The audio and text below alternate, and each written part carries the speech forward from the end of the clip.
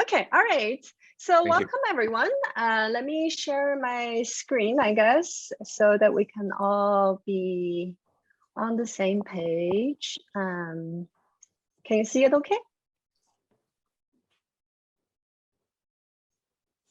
Very good with the screen share.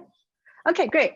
So welcome everyone and thank you for coming today. I know this is kind of the finals week, so a lot of you have grading or final papers, exams. So thanks for being here for our session, which is titled Versed in Meta, and it's a roundtable of 5 of the COM faculty who share experiences, expertise, and interest in meta-analysis work, systematic analysis.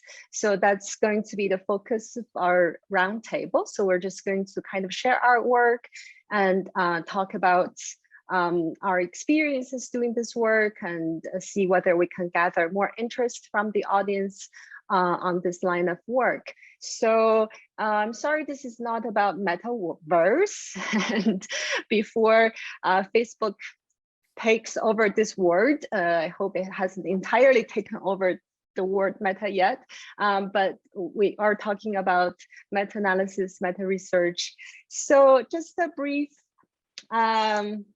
overview of the agenda. So we're going to start with presentations by our 5 panelists, and then we're going to briefly introduce MERIT. And this is the acronym for our new research team or new research cluster to the COM department.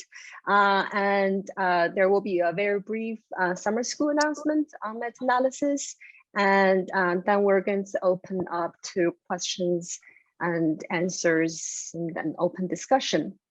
So here, oh my goodness, my own self is cut out. I don't know why the screen share. Okay, anyway, so these are our 4 other panelists with me in the at the bottom, and these are our titles. So we're going to do the presentations in this order, and I'm looking forward to hearing these presentations as well. We're going to start with Marco, and each of us is going to have about 10 minutes. So during the presentation, we welcome questions, comments in the chat box. We probably won't have time to entertain any live questions. So if you can just type in your thoughts, questions, comments in the chat box as we go, and we're going to come back to it after the presentations are over. So please do use the chat box function and leave your questions there, and we'll get back to it after the presentation is over. So Marco, are you ready to take over with your presentation? Sure. I just stop. Yeah, I just want to make a brief announcement about the summer school. We don't have the dates yet, but probably around 20th of June. We have 1 speaker confirmed, and we're expecting 2 more speakers. There will be kind of a week-long workshop summer school on meta-analysis, a part of a class initiative as well. I will, of course, inform people in due course. I expect that this is going to be confirmed within a week or so. Of course, we're going to be Zoom-based. There might be some kind of hybrid lectures as well, but I think in this case, I think almost everything is going to be on Zoom. Okay, let me share my slides. I have not changed much of my topic, but I did change the title. I added on, because on the importance, it just sounds a little bit better. Okay. All right, so I don't come here as a expert on meta-analysis. I have done a couple, and my first experience with meta-analysis started about 11, 12 years ago, and was kind of a long journey. I will talk about it briefly, but I just want to kind of run some things by you, especially for graduate students, and thinking why meta-analysis kind of can be useful and why you should consider doing them. So what is it? I was just this morning trying to kind of articulate it for myself, what I think is meta-analysis. And it's basically this kind of systematic and very comprehensive review of a specific topic or research question, and has some numbers and has some narratives.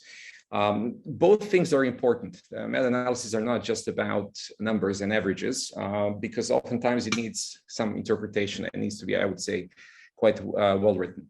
Another definition that I like is this from Alan, and it's very similar. So it's about specific quantitative understanding of a subject and narrative review. So again, emphasis on narrative. And the idea is that this is to improve the conclusions in the field and also to offer possibility of replication. And we'll come back to this in a second. So I guess since it's a very short presentation, I just want to kind of put some things on the table in terms of thinking about why you should do analysis or not, meta-analysis or not. When is the right time to do it? I would say number one is probably when there is sufficient body of evidence published to do it. Sufficient is difficult to define, but probably dozens of studies rather than 10 studies.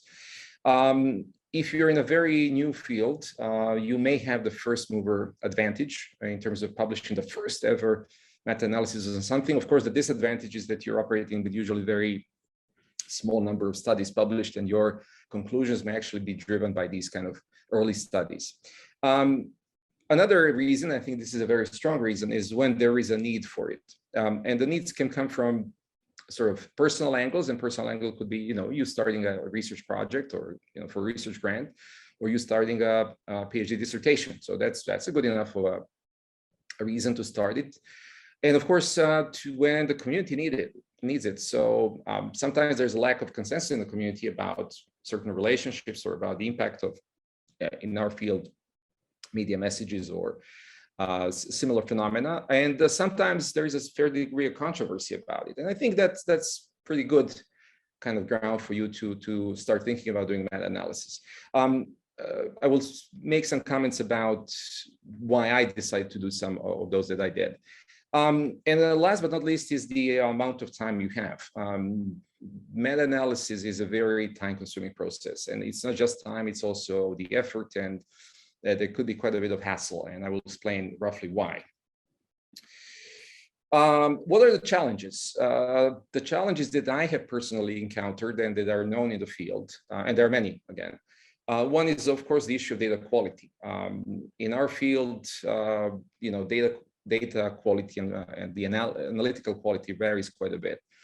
And when you do a meta-analysis, you probably have to make some calls about what kind of sources you're going to use for your comprehensive review. It could be only published stuff. It could be only published that's indexed. It could be only top-tier journals.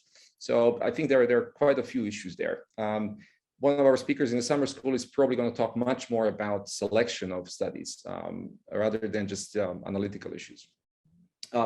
Inconsistent reporting standards. Supposedly in our field, we mostly use APA, but even this varies according to different kind of journal standards. So if you're relying on published data, you will probably experience quite a bit of pain, because in some fields, communication included, there is not great consistency in terms of what gets reported and what doesn't get reported. And of course, that brings us to the issue of raw data. Of course, I'm happy to encourage open science initiatives, open data initiatives, where basically you have to submit data with everything you do. Yeah, that's great, but it hasn't really taken off as much as probably it should have. And it's, of course, quite a bit of issues with privacy and data sharing, etc.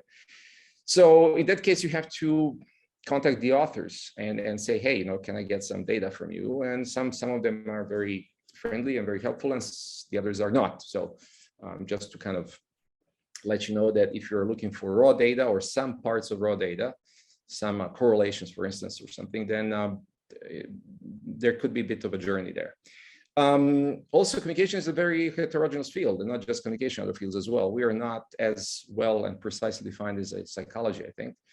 So, we have different reporting standards, we have different analytical approaches, we have different methods, we do quantity, we do quality, we do everything. So that's also kind of a challenging thing when you're starting your meta-analysis.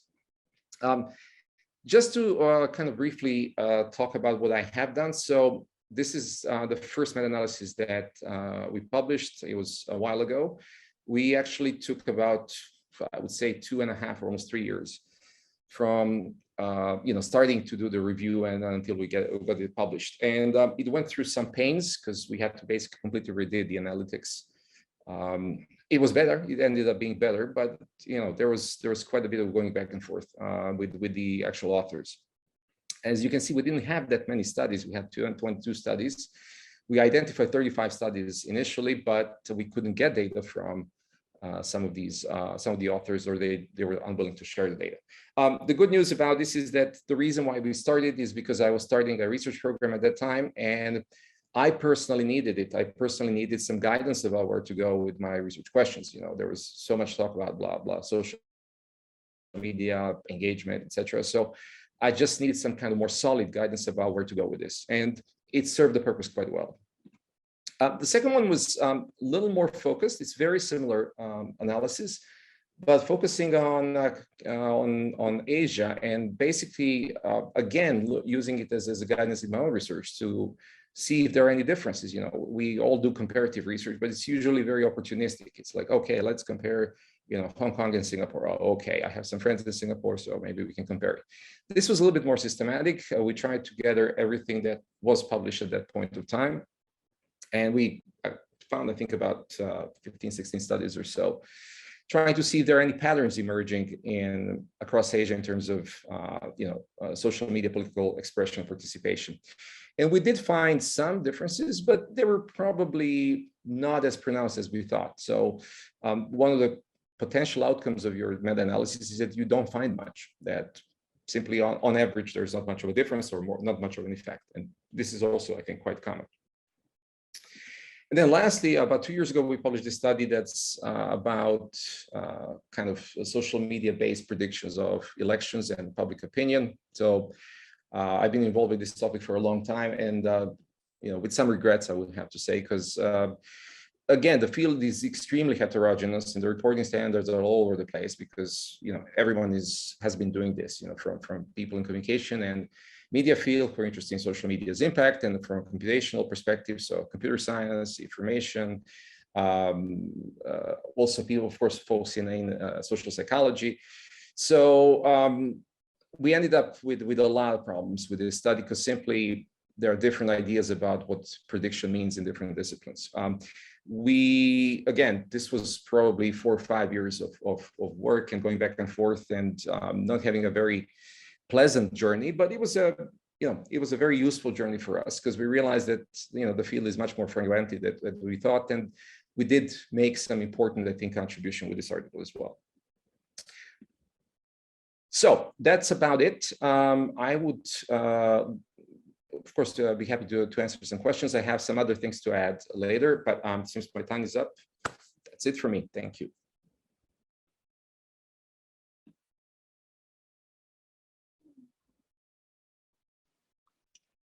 Thank you, Marco. And Guanxun, I think you're the second. Yes, I'm here. Okay. All right, great. Okay, so first, please allow me to share my screen.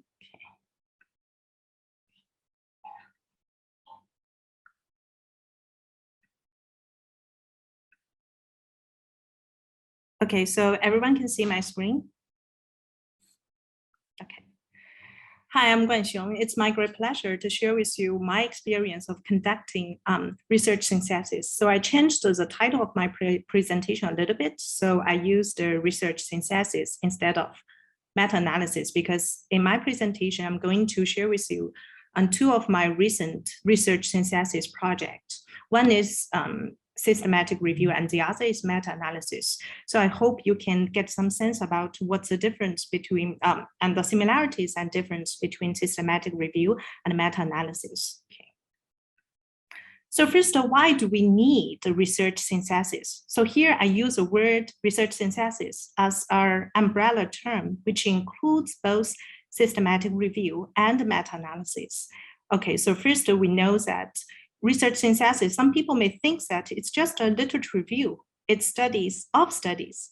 So why do we need studies of studies? So based on my understanding, first, we need research synthesis to map out the current landscape of the literature of the existing studies on a specific topic. That will help us to identify research gaps and point out future directions. And second, some people may think that research synthesis is just an accumulation of research findings, but my understanding is that research synthesis can also be used for research advancement because it will give us more than just a summary of research findings of previous studies. And research synthesis can also help us to identify potential moderators and boundary conditions of existing studies. So just like the first panelist mentions that sometimes when we need to conduct a meta-analysis the moment is that when there is lack of consensus in the scientific community. So if we found that there are divergent findings across samples or across contexts, so that's the moment that we may need to sit down and to conduct a research synthesis. So some very famous scholars in the field of research synthesis consider it as a scientific process. So here I simply list 3 steps in conducting a research synthesis project. And these 7 steps can be applied to both systematic review and meta-analysis. So the first step is formulating the problem. So usually the problem should be a theoretically driven one, okay? And the next 2 steps are searching the literature and gathering information from studies. So that's a standard procedure we need to follow. Then the 4th step is about evaluating the quality of studies. So I guess Dr. Sun is going to talk more about this, how to assess the quality of primary studies. And the next 3 steps about analyzing and integrating the outcomes of studies and interpreting the evidence and presenting the results. So all systematic review and meta-analysis go through these 7 steps, but they're a little bit different. So next, I want to talk first about my systematic review project. So I conducted this project, in collaboration with 4 doctoral students in our department. And we collected like 64 empirical articles on the topic of misinformation sharing and correction sharing. Then we did a quantitative systematic review of that. So we had a lot of findings. We summarized the research findings across the 64 studies. So here I just want to share some of our most important findings. For example, this one. So we identified various predictors of misinformation sharing, and we categorized those predictors into different groups, like demographic variables, like personal attributes, perception factors, emotion factors, attitudes, knowledge, behavior, social interaction, information attributes, and even political identity. So in this way, this typology-based categorization helped us to better understand the predictors of misinformation sharing behaviors. So in addition to that, we also identified some moderators and also some mediators. So we put all these factors together to this big map. So people who are interested in the topic of misinformation sharing and correction sharing can simply just take a look at this map, and they will get a rough idea of what the field is like at the moment. That's what we want to contribute to the field. And we, based on the findings of previous studies, we also draw a profile of vulnerable misinformation sharers. So we found that people who are more conservative, more anxious, perceive misinformation message and source more credible, and perceive the content more relevant to themselves, and involve less critical and or analytic thinking, and have less relevant knowledge, are more likely to be misinformation sharers. So it helps us to pinpoint the vulnerable population to the negative influence of misinformation. So it will help us to better design strategies to counter misinformation in the future. Okay, so this is some findings of our systematic review project. And this paper is currently in review at a top communication journal. And my other project is used meta-analysis instead of a systematic review. So this meta-analysis project is on temporal framing. So temporal framing is a messaging strategy that highlights the occurrence of the consequences of a recommended behavior in proximal versus distal temporal distance. So it has been used widely in strategic communication campaigns. For example, you can tell people that if you continue smoking, that you will have bad health consequences in the near future or in the far future. So an example for a temporal framing message could be like, what will happen next summer, which is a proximal temporal frame, and versus what will happen at the end of the 21st century, that is a distal temporal frame. So I want to compare the effectiveness of both a proximal versus distal temporal frame. Okay, so for this study, we meta-analyzed experimental studies on temporal framing to examine the persuasive outcomes regarding risk perception, attitude, and behavior intention and actual behavior. Yes.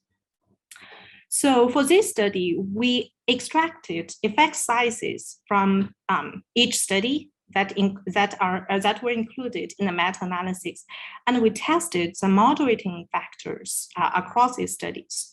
So this is a very brief summary of the results. So the results supported the overall small advantage of proximal versus distal frames in facilitating persuasion.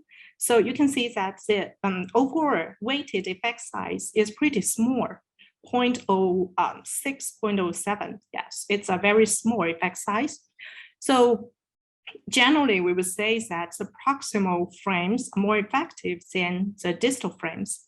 So specifically, those advantage of proximal frames over distal frames are found in risk perception and behavior intention, but not on attitude and actual behavior. And we also identified a few boundary conditions that may moderate the effects. So the temporal framing effect was stronger when using specific time points, like in 2050, not just in the future, you see. So the temporal framing effect was stronger when using specific time points. And when applied to anti-smoking or anti-drinking campaigns, because we coded the topic issues of each campaigns and found out that their effects are stronger when applied to anti-smoking or anti-drinking campaigns. And the effect was stronger when using non-student samples. And because temporal framing is often paired with gay versus loss frame, so we also identified gay versus loss frame was a significant moderator of the temporal effect, but only in studies on promoting healthy eating and anti-smoking and drinking. So actually, this is a three-way interaction we identified through the meta-analysis. Okay. So here are some of my thoughts. So first, research synthesis is an essential step in knowledge accumulation and advancement. So we can actually discover something new that cannot be located, in primary studies, and will give us some guidance for designing future empirical studies. And a few thoughts about the differences and similarities of systematic review and meta-analysis. So for systematic review, it's more quantitative and narrative-based synthesis. And it's focused more on categorization and identify patterns across studies.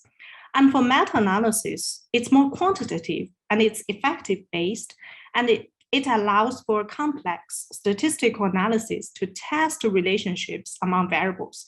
For example, like the association between X and Y, and the moderation, and even the mediation effect. But for both methods, systematic review and meta-analysis, both can identify research gaps and point out future directions. Okay, so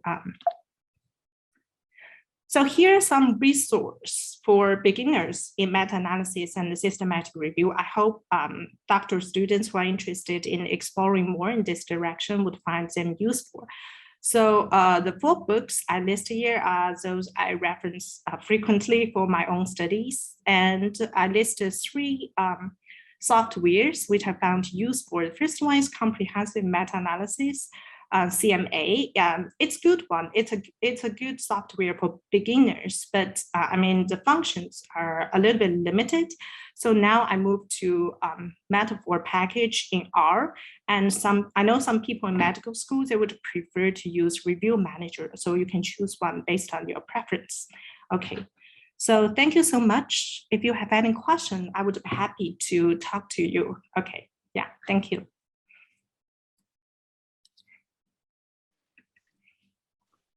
Great, thanks, Guanxiong. And Vincent, are you ready to take over?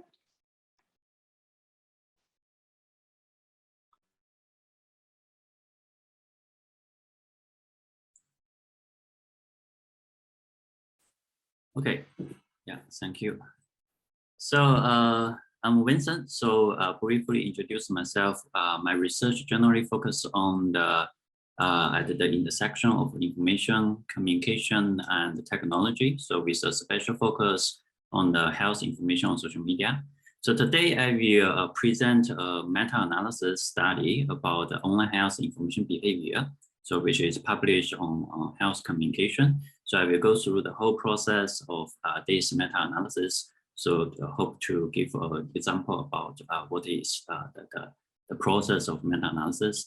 And also the rest of the time, I will briefly introduce about ongoing study using the bibliometric analysis to map the evolution of communication theories. Okay. So first, the online health information seeking. So the internet, we all know that has expanded the accessibility of individuals to public health information. Okay. So a recent survey study of 10 Asian countries found that the search for health information on smartphones is especially popular in Asian countries such as Indonesia, Vietnam, Philippines, and China. So although increasingly popular in practice and also in academia, the research on online health information seeking generates inconsistent or even divergent findings. So here we conduct this meta-analysis to aggregate the existing findings and the literature. So before we conduct the meta-analysis, we systematically review the common use theoretical frameworks for health information seeking. So at that time, actually there are 2 other similar meta-analytic studies focused on health information seeking in the general context. So one is published before our study, and one is actually after our study. So generally, by synthesize the findings of those 3 studies, we found that from this time, we found that the previous research used many of those behavioral change theories, such as theory of planned behavior, the technology acceptance model, social cognitive theory, user and gratification theory, theory of motivated information management to explain the health information seeking behavior. But among those theories, the most popular ones are the 3 models listed here, including the comprehensive model of information seeking, and also the situation theory of problem solving, and also the planned risk information seeking model. Okay, so we found that those many research models can be generally summarized as 2 types. Okay, some theories focusing on mapping the psychological mechanism underlying health information seeking. So for example, the TBB, the PRISM, and the STOPS. And some other theories, so especially from research in information studies, focus on mapping the informational or channel related factors, so such as the CMIS, the TAM, and also Wilson's models of information behavior. So in this meta-analysis, we want to know the psychological ones, the psychological factors, and the instrumental factors, okay? So emphasized by different set of theories which are more important in explaining the online health information seeking behavior. So here is the procedures of our meta-analysis. So following the previous meta-analysis studies, we first form a database for analysis within 4 steps. So first, we conduct a primary search with online health information seeking, this kind of keywords and their variants. Okay. So we focus on studies that have been reported in journal articles within the past 50 years. Okay. So next, 2 researchers, we read the titles, abstract, and keywords to determine which research reported involved the empirical testing of the online health information seeking behavior. So we use the Pearson correlation coefficient as the primary estimate of the effect size, and we exclude the studies that does not report the R, the correlation coefficient, and also does not include a convertible measurement of the same construct. Okay. We also found that 8 studies, okay, in this sample did not include construct, okay, or use the construct using the data set of the HINTS data set. So which is second-hand data. The full name is the Health Information National Trends Survey. So which is regularly collect the Americans' attitude and usage of health information. So 8 studies are based on those kind of second-hand data. So instead of directly use their findings, so we directly download those kind of second-hand data and generate our own analysis and findings. So here is a summary of the relations examined in previous studies. The most frequent examined factors are perceived behavior control, and also risk perceptions, and also information quality, trust, and utility. Okay, so we also found that the instrumental factors, okay, so the estimated effect size is showing here. So we found that the instrumental factors, including the utility, trust, and information quality, were more important than the psychological ones in determining the seeking behavior. So moderation analysis found that some contextual factors also moderated the relationship examined in the literature. Okay, so we found that the perceived behavior control and the trust, their roles function differently in countries with different levels of ICT development. We also found that the effect of trust, education, and income are only significant for seeking general health information, but not for special types of health information. So in conclusion, we found that the instrumental factors were more important than the psychological ones. So it shows that the CMRS, the comprehensive model of information seeking, is more comprehensive in terms of mapping the antecedents or the factors related to online health information seeking. And the second, we found that the operationalization of some concepts has been inconsistent and fragmented in the literature. And some concepts could have been multi-dimensional in nature. So for example, the information seeking itself, it can be measured as the frequency of seeking, but can be also measured as duration or the divergence of information sources. So this calls for establishing a more rigorous measurement of those constructs. And third, the theories should also notice their boundary conditions based on our moderation analysis. So this is the first study about meta-analysis. So the second study I would like to introduce actually is an ongoing study about reviewing theories with the bibliometric analysis. So the background is that once in a while, there are research focused on reviewing the existing progress and the future directions of series of media effects. Okay, some of you may already read those kind of articles published in 2000 or 2007. So it's give an overview about the existing progress of those kind of research. But we found that most of the studies are narrative review, okay, and did not provide empirical evidence for those kind of reviewing. And it is also impossible for meta-analysis because the method used in those kind of series are very different from each other. So this study, we plan to conduct citation analysis of the previous research with a combination of the network analysis and the content analysis. Of course, we are not the first study to do review using the citation data. So in 2009, okay, Tai analyzed the co-citation network of agenda setting research to give an overview of the existing knowledge structure, and also there are some other studies using the citation data. So this study aims to build on or extend the previous research to give an overview of the evolution of agenda setting and framing research. So here is a historical map of the citation network. Okay, so you may find some name familiar on this kind of map, the evolution map of the agenda setting research. And here is the evolution map of the framing research. So we may find some overlapping with the agenda setting research and some difference. So the next step is to, this is just some primary research of, results about this citation data. The next step is incorporating our content analysis results about the scope, the concept, and the methodologies involved in previous research to transform into a semantic network to understanding the evolution of the knowledge structure. Okay, so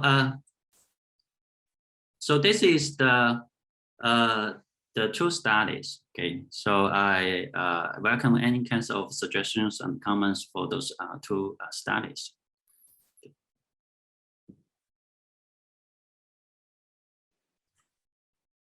Thank you, Vincent.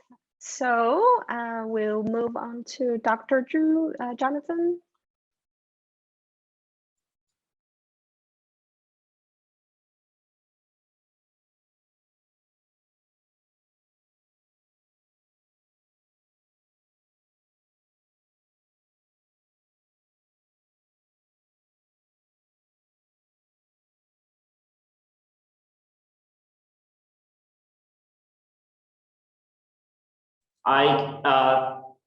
During my kind of research career, I have had a couple of kind of unexpected encounters with meta-analysis, but I intentionally or unintentionally avoid getting into this. And but at the end, at nearly the end of my career, I found that I cannot escape from the magical power of meta-analysis. All right, now I try to, what I try to say today is the opportunities and the challenges in integrating meta-analysis and knowledge graph. I try to use two kind of a simple, the simplest versions of meta-analysis and knowledge graph. On the right, this is the simplest version of meta-analysis, in which we try to synthesize, aggregate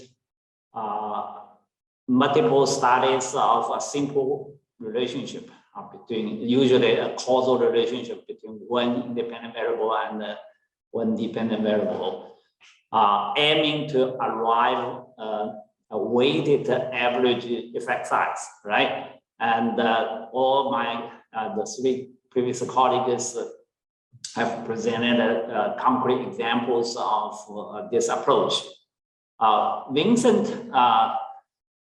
study certainly goes far beyond this simplified model, because he, as you remember, he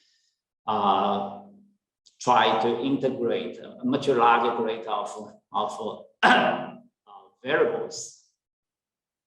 Knowledge graph starts from a very different background, and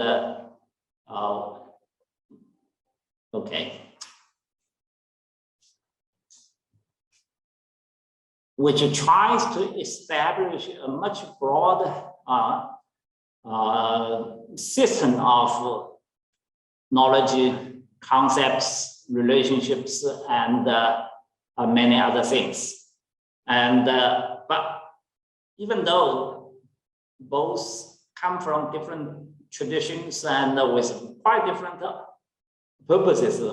Clearly, each can learn something invaluable and actually indispensable to advance the original purpose on each side.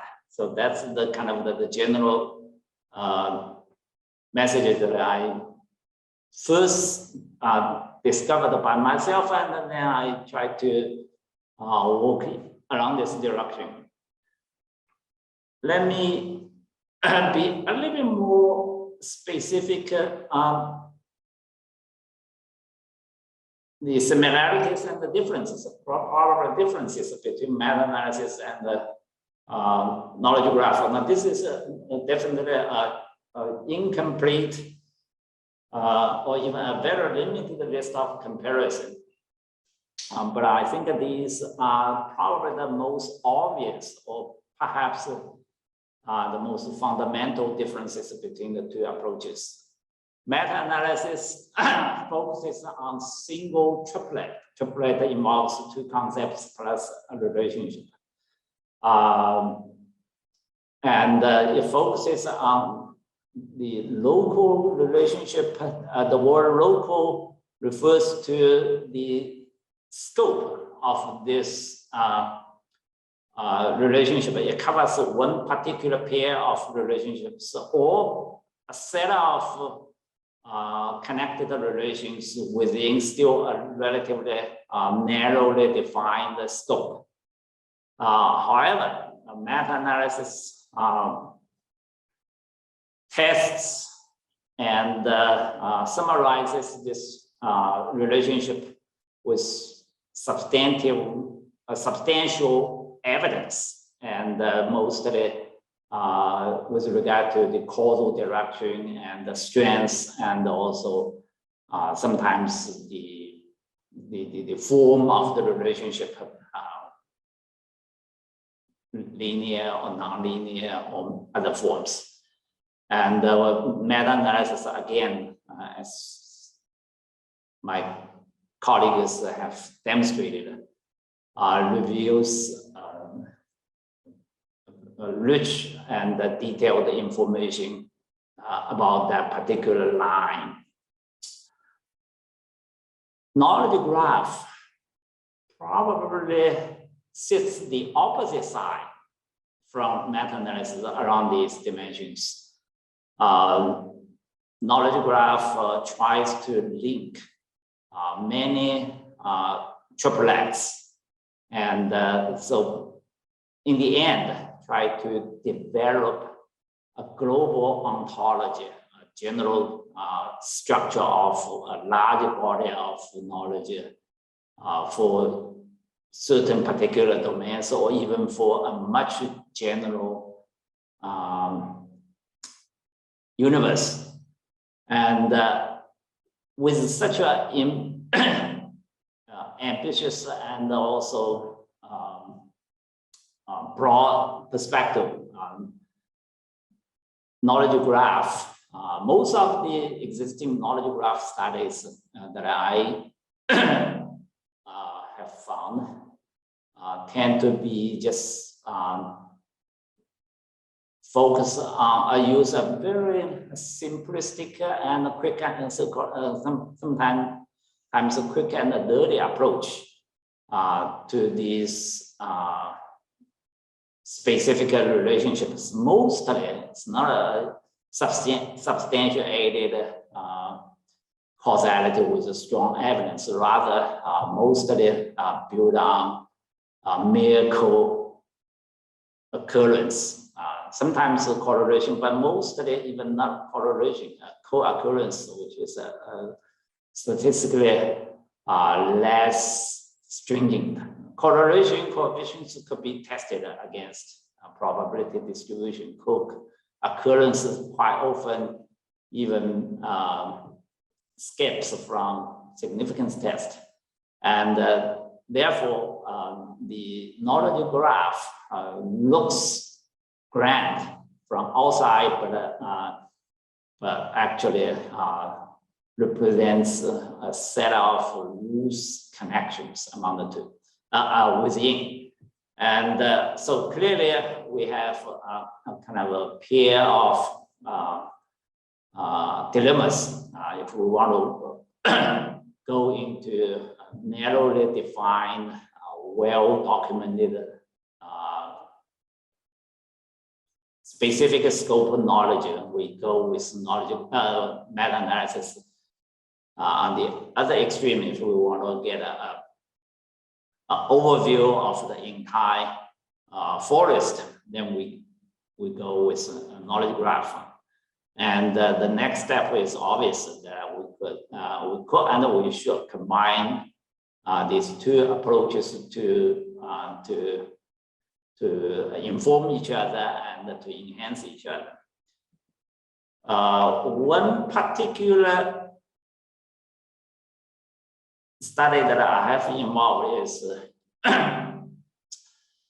a project on social science studies of social media, which I obtained a GIF grant to do it a couple of years ago. And then I worked with a PhD student, former PhD student, Lanji, who has already completed everything and is Dr. to be. And we zero in the research literature of social media, and then using the well-known 5W paradigm as our ontology to identify various concepts that map to each of the 5Ws, and then try to further drill down the hierarchy of concepts to identify sub-concepts and sub-concepts, and then try to identify and summarize the empirical relationships among these concepts. So Lanji has completed his dissertation, but the work is still under progress because the vast, large number of studies and the large number of work. And we started with some naive assumptions that much could be automated by the latest natural language processing tools and models, but gradually we realized that all the latest cutting edge NLP technology perhaps is still not capable enough to help us to detect such a complicated, diverse, like Marco started to say that the field of communication and also the field of social media research is so diverse and so individualistically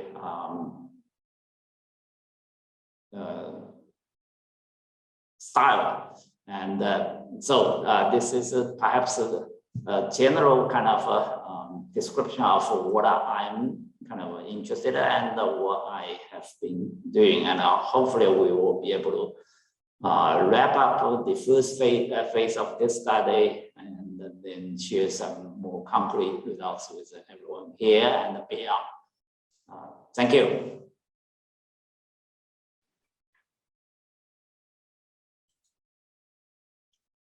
Thanks, Jonathan. So now it's my turn, and let me share my screen as well.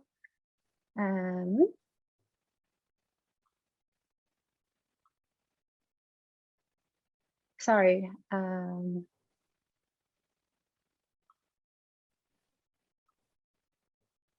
All right, so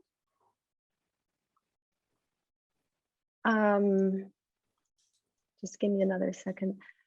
So my talk is on my kind of journey as a researcher dealing with meta-analysis and more recently some meta-research work. So I'm just going to kind of talk about my research and share some of the experiences.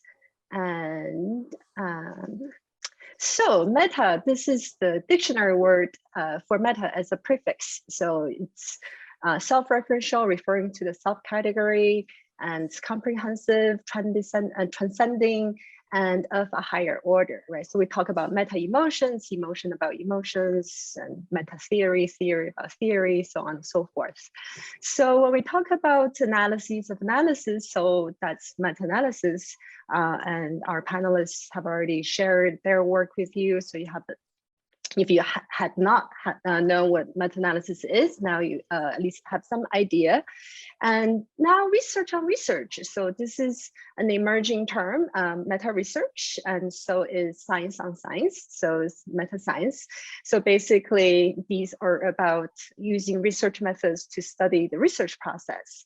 So these two kind of metas, like meta-analysis as a way of synthesizing evidence, and basically for one area of research, one body of knowledge, we wanted to know what kind of knowledge claims can we obtain from this set of evidence.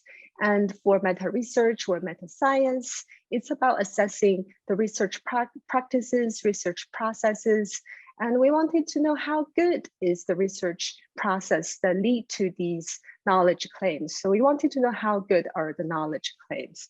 So my work kind of goes between these two, and I would talk a little bit about both. So just very briefly, this isn't actually an old piece now, 2008 meta-analysis on third-person perceptions. I think some of you who do research on third-person perception have read and know about it, and I'm not going to go into the details. And this is a more recent piece on overcoming resistance through narratives, narrative persuasion being this pretty hot area now. And we looked at whether narratives indeed reduce resistance in the persuasion process. And again, I'm not going to go into the specific findings or processes. The previous panelists have shared very clear and detailed knowledge about how meta-analysis is done. And I will just probably speak from my own experiences, some of the very general kind of points. First, like as Marco and Guanxu and everybody mentioned, it is a kind of not that easy to find the right question for meta-analysis, right? So for our third-person effect piece, actually, there was already a meta-analysis done in 2000. It was pretty widely cited, but then we realized that they actually used the wrong equation, wrong formula to calculate the within subjects design findings, and third-person perception uses a lot of within subject design. So we wanted to correct that error because they way overestimated the effect size, and we wanted to then also examine more theoretical moderators, updated literature, so on and so forth. So you can still find justifications if you look at what has been done, but what still needs to be known. And for this more recent piece, this is a graph we included in the article to show the kind of relationships between these key constructs in narrative persuasion and what has already been done. So these more thick lines indicated the meta-analysis that have already been done, and we are filling the gap between these two pathways. And we did two kind of studies on these relationships. So finding the right question requires that you have some understanding of the literature, but also looking for the right question also makes you actually integrate the literature better and really understand what is the current existing conversation and what needs to be done. And another thing, if you do it well. So meta-analysis is just a really time-consuming and very torturous experience. So, but I think if you decide to do it, it's a great learning experiences. You integrate a lot of different types of knowledge, but if you do it, really do it well, thoroughly, as much as you can. And never give up on learning new things, and I try to keep up with the current literature and conversations in the field. Sometimes the academic Twitter is a good resource to see what is coming up, and it's just everything is developing so fast, and problems are being reviewed, new software are being developed. Before meta-analysis it's really hard to calculate power, but recently there are like R packages that allow you to calculate power. So all these things, like there is always a lot to learn. But meta-analysis doesn't really guarantee cumulative knowledge, although we talk about meta-analysis as playing this role. And that's why how I got into a little bit of the meta research to kind of look at the research processes that underlie like the findings that go into meta-analysis. And just very quickly, meta-analyses, there are never final meta-analyses. So there are meta wars, the meta-analyses on violent video games, whether they have harmful effect or not, power posing, social media effects, privacy paradox, one of the pieces I was involved in. So there are all these conflicting findings from meta-analyses. And this is about the kind of what goes into meta-analysis. So just very quickly, these red dots represents negative findings, negative trials. So this very first one is the registered trials. So you can see negative versus positive findings are half and half, but from publication bias, reporting bias, spin, citation bias, this is the literature that we will see as patients. This is about antidepressant study. We're doctors, so then you will see mostly just as positive trials and very, very few negative trials. And this one is another recent study that I think is very convincing in terms of publication bias.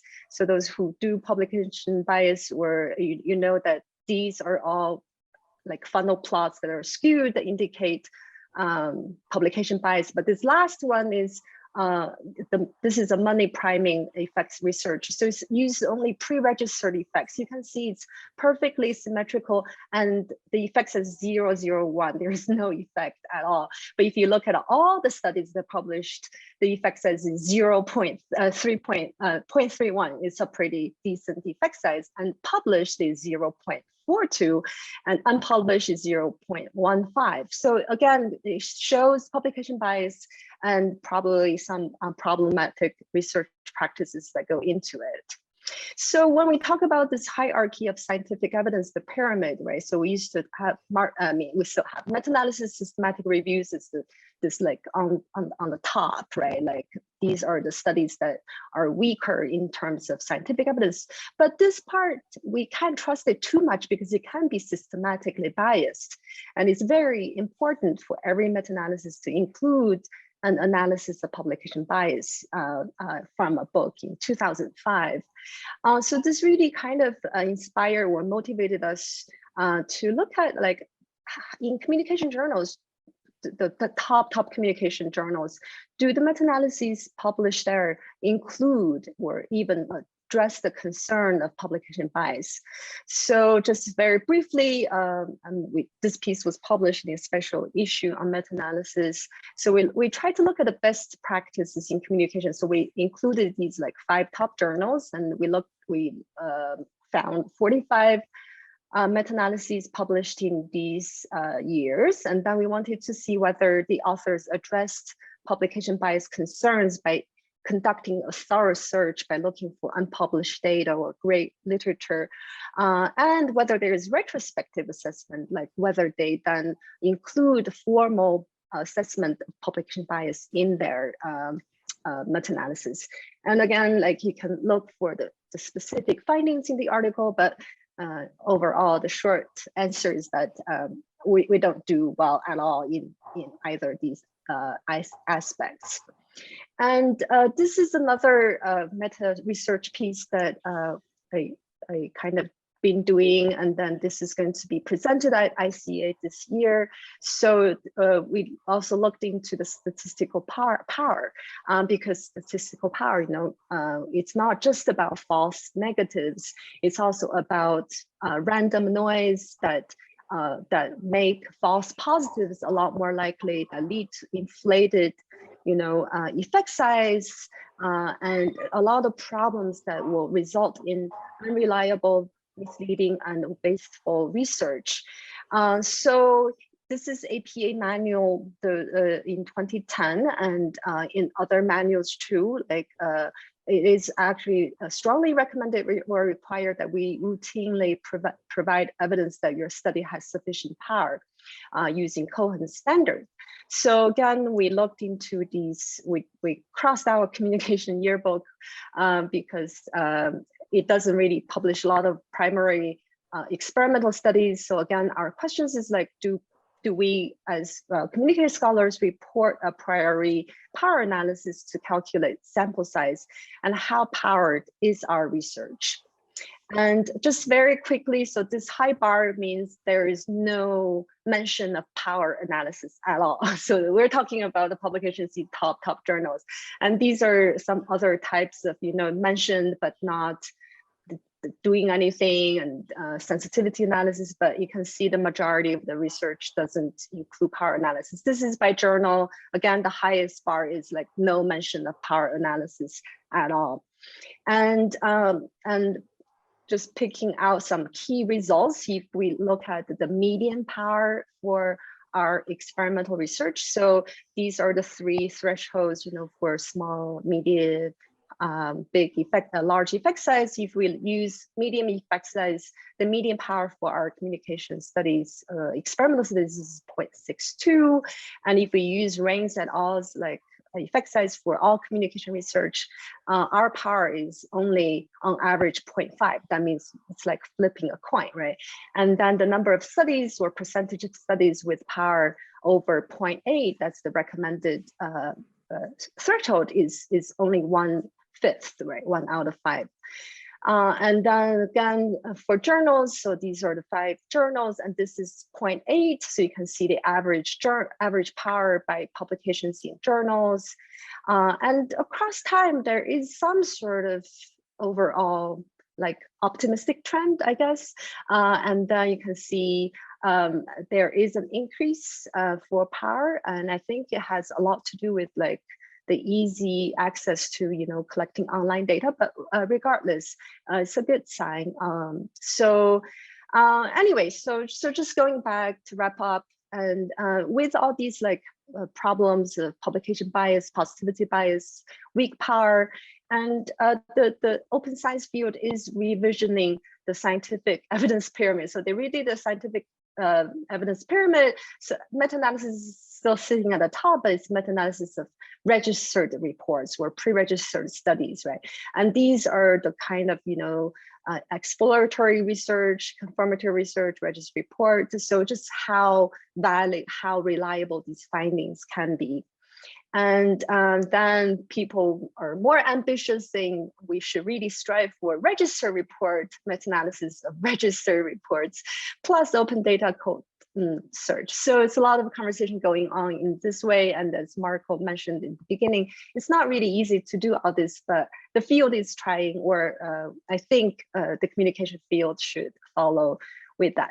So again, going back to meta-analysis, meta-research, we'll just end with a few quotes from Fries and Peterson in terms of how such meta-research, meta-level research work will really help achieve statistical objectivity as objectivity of collections of studies rather than the methodological details of individual studies. And we embrace the logic from a higher order analysis because they make visible those threats to objectivity that would be hidden when we only look at each study on its own. So this is what I have for today, and I will end our panelists' presentations here. So we're a little behind time. So let me just go into our introducing Mary, and then we are going to open up to questions. So Jonathan, please feel free to chime in anytime. And this is really kind of a new research team that Jonathan and I started talking about last semester or something, and then we, the more I know about the department, I'm pretty new here. This is my first year, and the more I realize, oh, there's actually a lot of like talents who are doing this type of research and who have experiences with this type of research. So we wanted to kind of like build on the existing strengths in our department, and so that we can pool our talents, resources, and build on them, expand on them, consolidate our efforts, and we can also, you know, facilitate such research if other people want to do it. We wanted to collaborate with each other, and we can also use this as a base to provide more training, consultation, workshops, and organize events, and, you know, seminars, even conferences, and theoretically, in the future, we can really think about doing some outreach and consulting services to kind of build bridge with the community out there. Jonathan, do you have something to add? Well, you have already said almost everything. The only thing that I might want to add is similar to what I presented, meta-analysis of our entire research line on research evaluation and research synthesis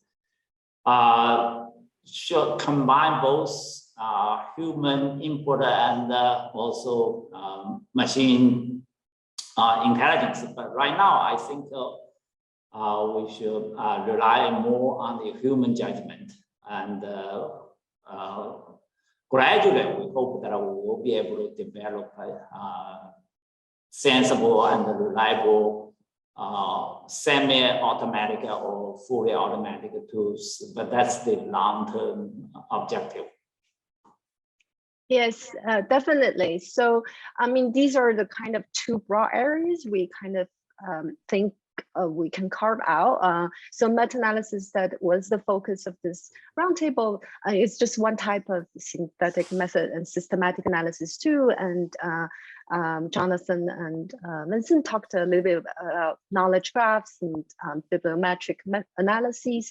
And there is also ensemble modeling. There are all these different ways to integrate knowledge, right? And then together with the kind of meta research, meta science, we really hope that these efforts can kind of enhance the health of a field, right? So we can diagnose problems, we can arrive at better knowledge claims and have more confidence in them.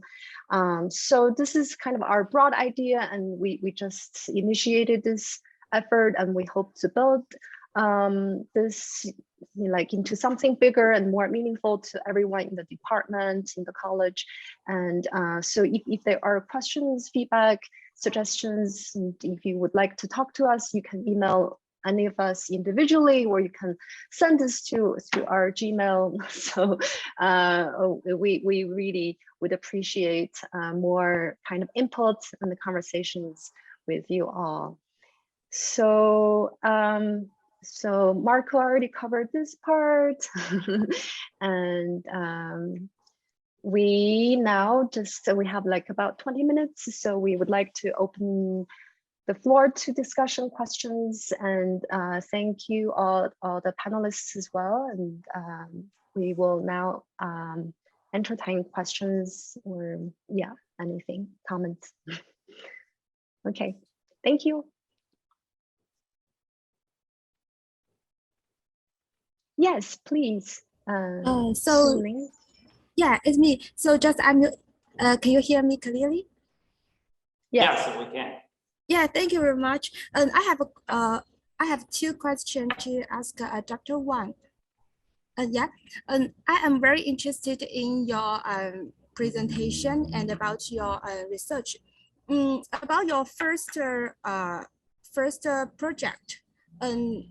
I'm so curious about how did you identify some specific journals? Because there are tremendous journals.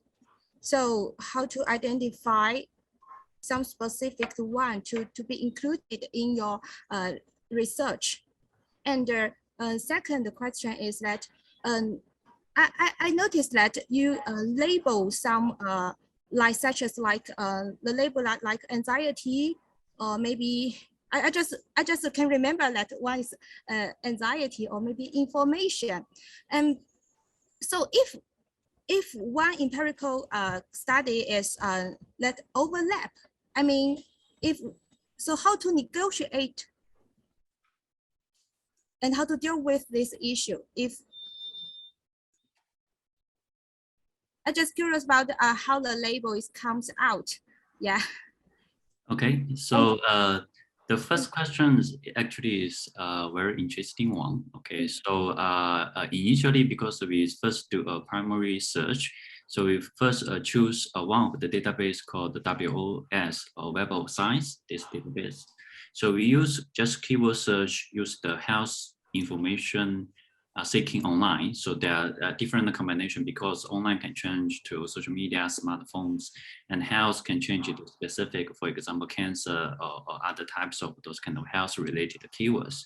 So we use those kind of different combination with a set of those kind of results. So generally at the end, we end with about 516 articles that mention about those kind of keywords in their title, object in those kind of areas. Then we manually reading those kind of articles to decide, because some of them may does not involve any empirical test. Okay, so just a case study or brief review. So those are excluded. So this is actually the initial process to include. Okay, a more simple way, maybe you limit it to several journals. For example, you focus on communication journals, the top 20 or top 50 communication journals, so which may significantly reduce the workload of identify related articles. The second one is the coding of those kind of different variables or different concepts. So actually, as mentioned by Marco, so these kinds of meta-analysis process is very time consuming, because every time you need to decide what kinds of variable they should include. Not only those kind of concepts with different names, they can be merged into a same concept, but also some concept with the same name but different measurement. So you also need to decide, okay, so whether those kind of concept, they are actually measure the same thing. Okay, so for example, one issue we encountered is about the utility. So in our study, utility in different studies actually are measured quite or operationalized quite differently. So this is the reason why we exclude some of those kind of studies and also do our own second-hand data analysis to make sure they are consistent. Okay. And so if you mean it is the time is limited and need to have make a decision quickly. So so it is the one person to decide the label, or have a team? Yeah, yes. So so how many persons to decide a label? We have 3 authors. We all actually come in the table to discuss about the coding of those kind of variables. So if there, I guess then maybe you know, to battle, maybe they have different opinions, right? Yes, sometimes. Yeah. So how to deal with it? They have to in the end they have to agree with the result, right? Yeah, we come with an agreement. I think it's similar with other kinds of coding process. Sometimes you need to have a discussion among the authors to decide whether this kind of study should be included. Okay, so based on clear exam, we refer to the initial operationalization of those kind of construct, and then we decide whether they follow the basic standards to include. Yeah. Thank you very much. It is very interesting. Your research is very much a map, and from the ground to the top. So very interesting. Thank you very much. Inspired a lot. Thank you. Thank you for interested in this kind of research. All right, thank you for your question, and thanks, Vincent. And yes, Jax, did I pronounce your name correctly? Yes, that's fine.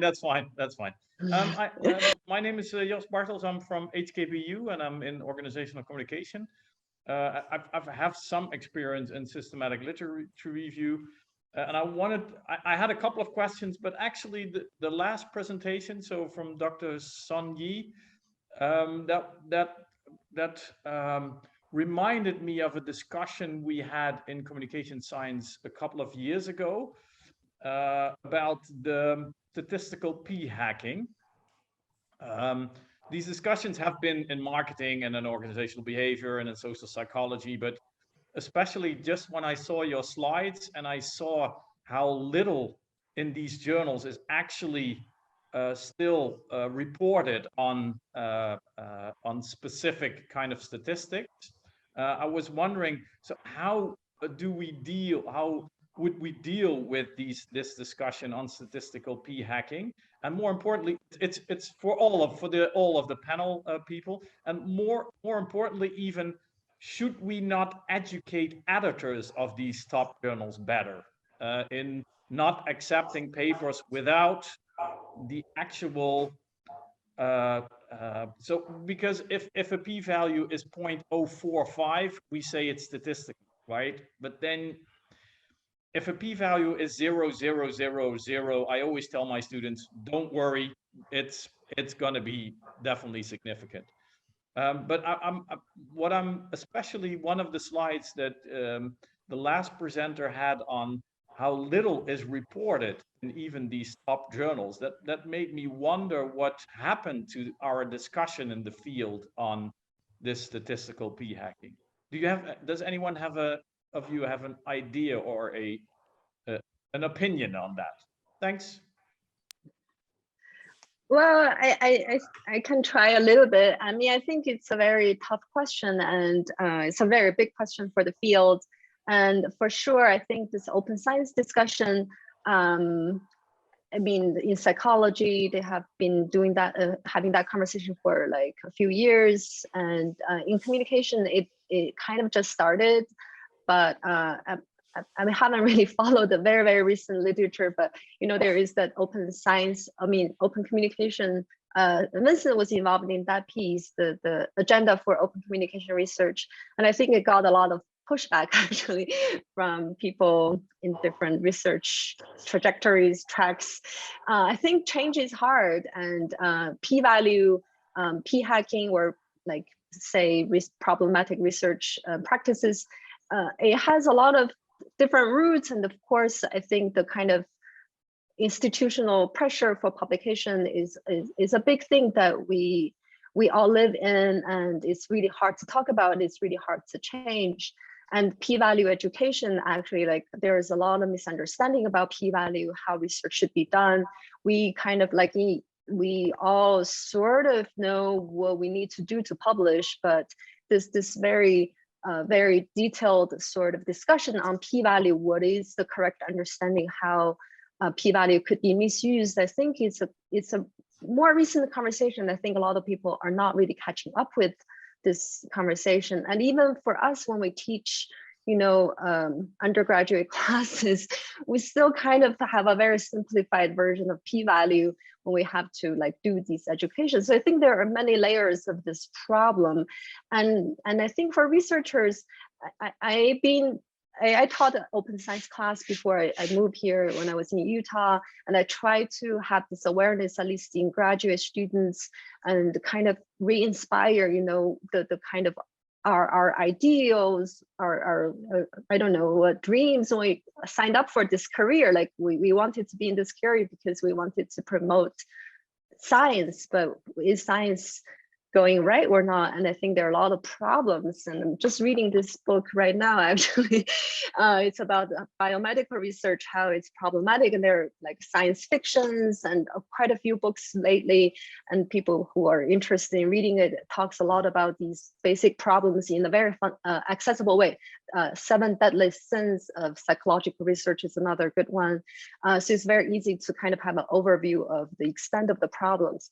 So I don't have a good answer, sorry. I mean, I wish I could, and I think editors do have a big responsibility. It's like policy change is the easiest, but I don't know whether, like, because there is discussion or debates about whether we should just change p-value to less than 0.005. Then there, of course, there are it's not that easy, or it's not that clear cut, or that would have its own problems too. So yeah, so how do we do like rigorous, responsible research? I think so far for me, I feel like it's on our own self to start with ourselves. Like, you know, like we say, science is self-correcting, but we have to put the self in the self-correcting, otherwise it won't change much. So I sometimes do these like open science talks, and I feel like I'm tenured, so I'm associate professor, and I feel like I don't know what kind of pressure the assistant professors are in, junior professors are in. It's easier for me to take this stance, to be honest, but I do feel like there is a lot of different pressures pulling people away to different directions. So for me, I'm trying to catch up with all the like discussions, literature, and I'm actually re-educating myself a lot on these frequentist statistics, like understanding a lot more about p-value and, you know, statistical testing, reading more about the old literature than I ever thought I need to. But anyway, so I think for me, my answers can only about me, myself. And if I can talk to some grad students or something, and I will try, but yeah. Thank you, thanks. Could I follow up on this? Joe's comment is, I 100% agree with you that you point out a very serious and widespread problem now in our field, and I guess in many other disciplines, both social science and also perhaps science. And that's perhaps exactly one of the objectives for me, at least, to promote this merit. And if you remember, we set out a few different goals, and one of which is to seek to cast some impact. And when we say impact, we kind of aim at the society. And I think we probably can start with academic community, and by widely distributing and also promoting empirical findings of various loopholes in the academic endeavor, in publications in particular. And there are mechanisms to do this. So for example, of the 5 top journals, 2 or 3 are flagship journals of ICA, the largest professional organization in our field. And we probably should use some opportunities to get the message across to the publication committee of ICA, and also probably let the new editors of JOC, CR, HCR to be aware of the findings, because they are probably the most responsible for letting this to happen and letting this to continue.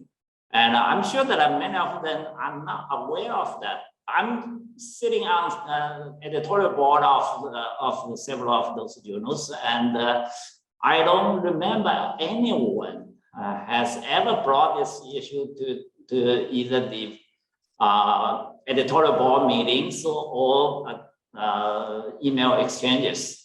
And so this is actually a very practical and also viable venue for us to make an impact.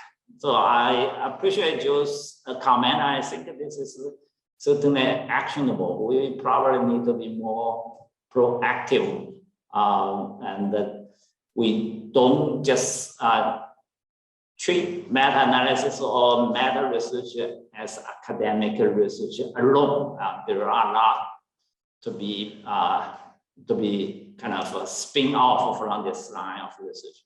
Again, thank you for the good suggestion. Thank you. Thanks very much. Yeah, let me just add quickly. I do agree with Jonathan entirely. I think one of the attractions for me to do meta research is that you can point out problems that we all probably contributed to in different ways as individual researchers, but revealing these problems at a larger level, like higher level, instead of pointing fingers to people, I think is more helpful and draw our attention to these bigger issues so we can all be motivated to also like improve the rigor of our own research. So I think that is one of the goals or missions for our kind of team and to promote this type of research.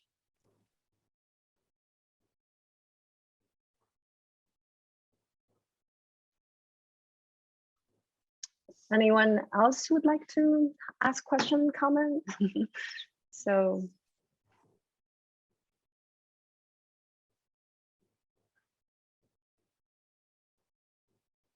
No, it's totally great. So no apologies.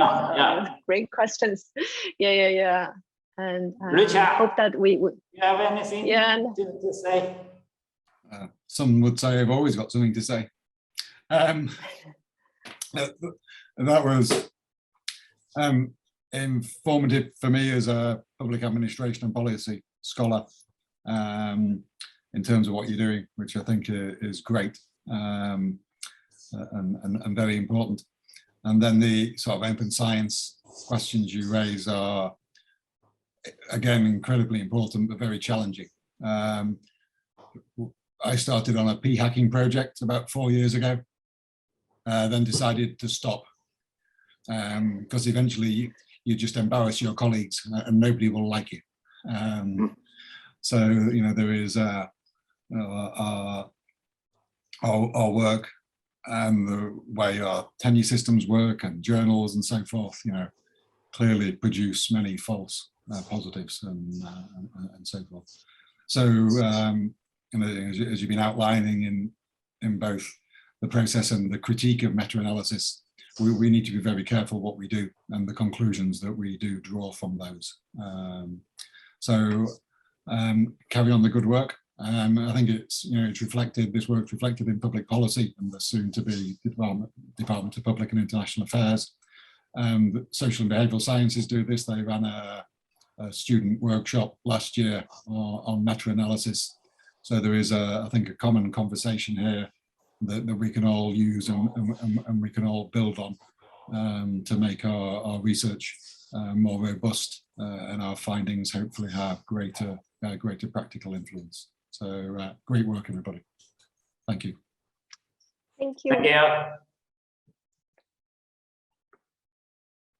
All right, I think we're close to 3:30, and so again, like if you have questions, comments, more conversations, and we would definitely email us or the team. So the conversation just this is the start of a conversation, not the end of it.